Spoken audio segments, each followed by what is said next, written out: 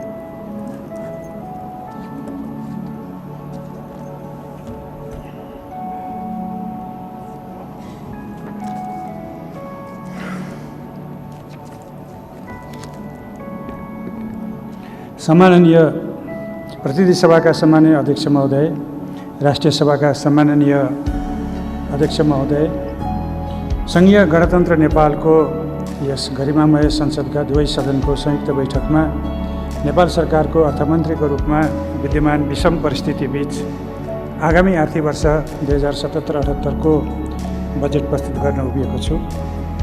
यस घडीमा लोकतान्त्रिक गणतन्त्र स्थापनाका लागि विभिन्न समयमा भएका आन्दोलनमा जीवन उत्सर्ग गर्नुहुने सम्पूर्ण ज्ञात अज्ञात शहीदहरूप्रति तथा निरङ्कुशताको विरुद्ध जीवन पर्यन्त सङ्घर्ष गर्नुहुने दिवंगत नेताहरूप्रति भावपूर्ण श्रद्धाञ्जली अर्पण गर्दछु। मुलुकको सार्वभौमिकता, भौगोलिक अखण्डता, राष्ट्रिय एकता, स्वाधीनता र स्वाभिमानको रक्षा गर्दै लोकतान्त्रिक गणतन्त्र प्राप्तिको आन्दोलनमा कठिन परिस्थितिमा त्याग र नेतृत्व गर्नुहुने आदरणीय अग्रज राजनीतिज्ञहरूप्रति उच्च सम्मान व्यक्त गर्दछु। विश्वव्यापी महामारीको रूपमा फैलिएको कोरोना रोगको कारण विश्वले एकैपटक मानवीय र आर्थिक सङ्कट सामना गर्नु परेको छ। स्वास्थ्य सङ्कटबाट उत्पादन, व्यापार तथा लगानीसम्मका श्रृङ्खला प्रभावित भई विश्व अर्थतन्त्रमा सङ्कुचन आउने स्पष्ट सङ्केत देखिएको छ। विश्व अर्थतन्त्रको अन्तर्आबद्धताका कारण नेपालको अर्थतन्त्रका प्रमुख क्षेत्रहरू समेत गम्भीर प्रभावमा पर्न थालेका छन्। मैले वर्तमान सरकारको तेस्रो वर्षको बजेट प्रस्तुत गरिरहँदा कोरोनाबाट नागरिकको जीवन रक्षा गर्ने र अर्थतन्त्रलाई गतिशील बनाउने गहन जिम्मेवारी बोध गरेको छु। विगत 2 वर्षको अथक प्रयासबाट हासिल भएको उपलब्धिको जगमा टेकेर विकास र समृद्धिको यात्रालाई तीव्रता दिने मार्गमा कोरोना महामारीको कारण धक्का लागेको छ।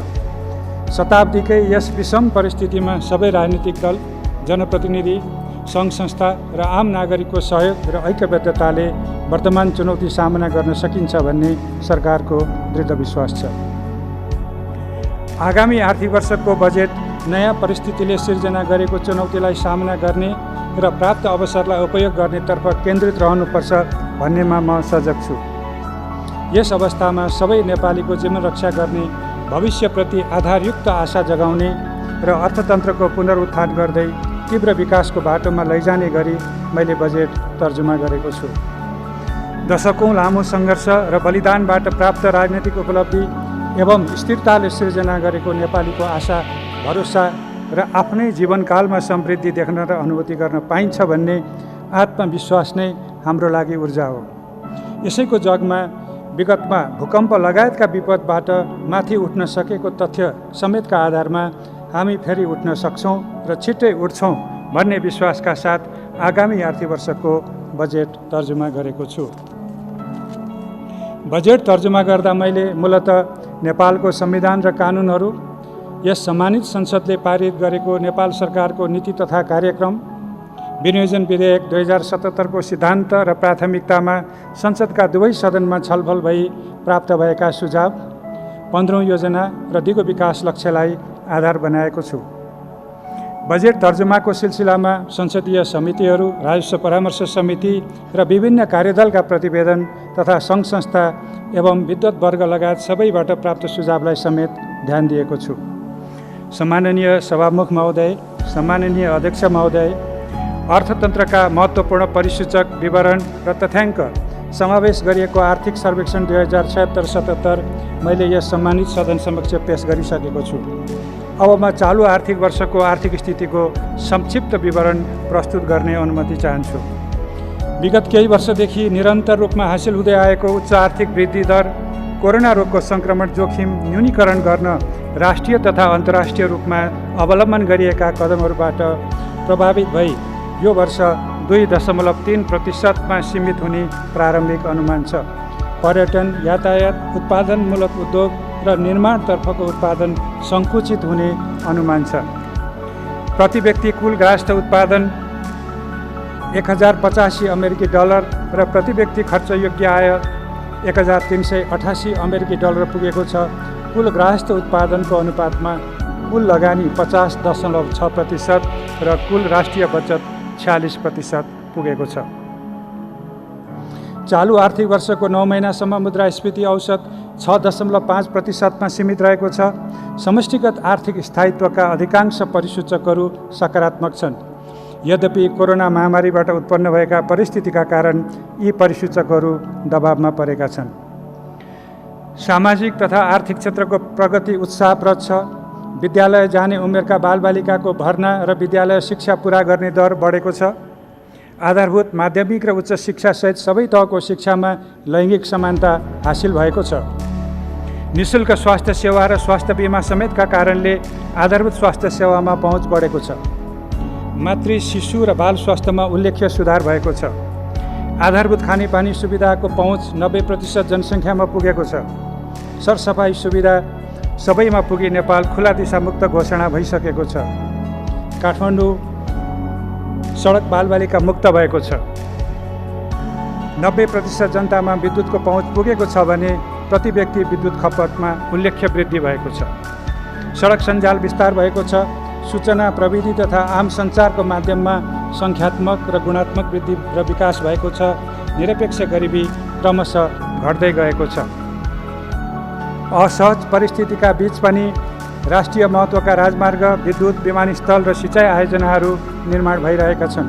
भूकम्पपछिको पुनर्निर्माणका अधिकांश कार्य सम्पन्न हुने चरणमा पुगेका छन्। वित्तीय सेवाको पहुँच उल्लेख्य बढेको छ। मुलुकभर वाणिज्य ब्याङ्कका थप 1000 भन्दा बढी शाखा विस्तार भएका छन्। बिमाको पहुँच पुगेको जनसङ्ख्या 56 लाखबाट बढेर 70 लाख पुगेको छ। नीतिगत र प्रणालीगत सुधार मार्फत पुँजी बजारको दायरा फराकिलो बनाइएको छ। वित्तीय कारोबारमा सूचना प्रविधिको प्रयोग व्यापक भएको छ। लगानीलाई प्रोत्साहित गर्न अवलम्बन गरिएका विभिन्न सुधार तथा गत वर्ष सम्पन्न लगानी सम्मेलनको परिणामस्वरूप चालु आर्थिक वर्षमा लगानी बोर्ड मार्फत 14 खर्ब 35 अर्बको लगानी प्रतिबद्धता प्राप्त भएको छ भने रु 1 खर्ब 55 अर्बको प्रत्यक्ष विदेशी लगानी स्वीकृत भएको छ। उद्योग विभाग मार्फत रु 29 अर्ब 82 करोडको लगानी स्वीकृत भएको छ। यो आर्थिक वर्षको 9 महिनासम्म निर्यात 12.9%ले बढेको छ भने आयात 7.5%ले घटेको छ। यसबाट व्यापार घाटा कम हुनुको साथै शोधनान्तर स्थितिमा उल्लेख्य सुधार भई रु 36 अर्ब 61 करोड शोधनान्तर बचत भएको छ। विदेशी मुद्रा सञ्चिति यसै अवधिमा रु 1 खर्ब 17 अर्बले वृद्धि भई रु 11 खर्ब 56 अर्ब पुगेको छ। छोटो समयमा नै वित्तीय संहिता पूर्ण रूपमा कार्यान्वयनमा आएको छ। तीनवटै तहको खर्च र राजस्व प्रणाली व्यवस्थित भएको छ। विकास आयोजना छनौट प्रभावकारी बनाउन आयोजना ब्याङ्कको अवधारणा कार्यान्वयनमा ल्याइएको छ। करको दायरा फराकिलो बनाइएको छ। चालु आर्थिक वर्षको वैशाखसम्म थप 11,25,000 करदाता करको दायरामा आएका छन्। वैदेशिक सहायता प्रतिबद्धता बढेको छ भने सहायतामा बजेटरी सहयोगको अनुपात बढ्दै गएको छ। चालु आर्थिक वर्षमा प्राप्त रु 1 खर्ब 64 अर्बको वैदेशिक सहायता प्रतिबद्धता मध्ये रु 50 अर्ब बजेटरी सहायता रहेको छ। आर्थिक वर्ष 2076-77 कोरोना सङ्क्रमणको कारण मूलत पुँजीगत खर्च र राजस्व परिचालन दुवै प्रभावित भएका छन्। कुल सरकारी खर्च विनियोजनको तुलनामा 70% अर्थात् रु 10 खर्ब 73 अर्ब 35 करोड हुने संशोधित अनुमान छ। कुल विनियोजनमध्ये चालु खर्च 73.3%, पुँजीगत खर्च 58.6% र वित्तीय व्यवस्थातर्फको खर्च 78.8% हुने संशोधित अनुमान छ। चालु आर्थिक वर्षमा राजस्व सङ्कलन वार्षिक अनुमानको तुलनामा 74.4% अर्थात् रु 8 खर्ब 27 अर्ब हुने अनुमान छ। वैदेशिक सहायता